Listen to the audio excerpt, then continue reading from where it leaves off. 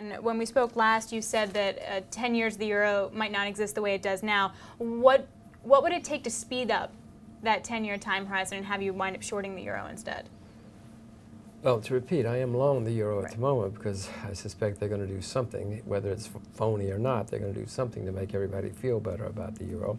What would make me feel better about shorting the euro? I can't think of anything that would make me short. I mean, but even if people started pulling out, I mean, if the Greeks pulled out, the market would think that's good for the euro.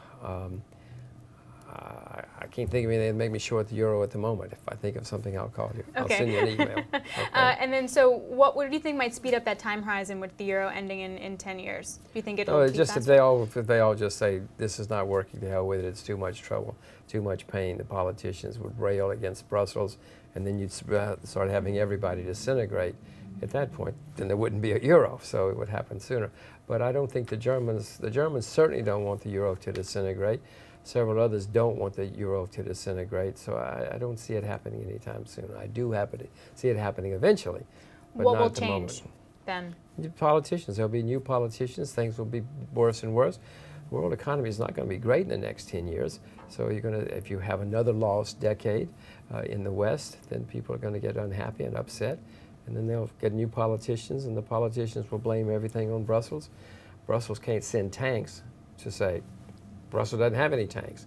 They can't send tanks to keep people in line, so it'll start disintegrating. So then for an investor, what should they look for the health of the euro? Is it, say, politician changing hands there, or what should they really key into? Well, if the economy is good, everybody will be happy with the euro and everything. Whenever the economies are good someplace, people are happy with their politicians, they're happy with the system and everything else. But when things start going bad, then they start looking for people to blame. They throw out the politicians. The politicians respond to the mood of the day.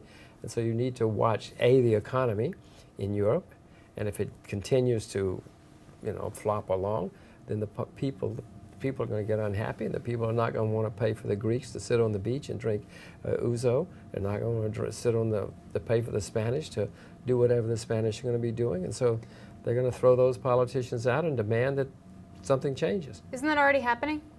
Well, it's happening, but not enough for anybody to pull out or to pull the trigger. No, people are getting unhappy. The Finns don't want to pay for the Greeks anymore. The Dutch don't want to pay for the Greeks anymore. No, it's happening, but it hasn't happened enough yet that you can bring in the firebrands who insist on lots of change.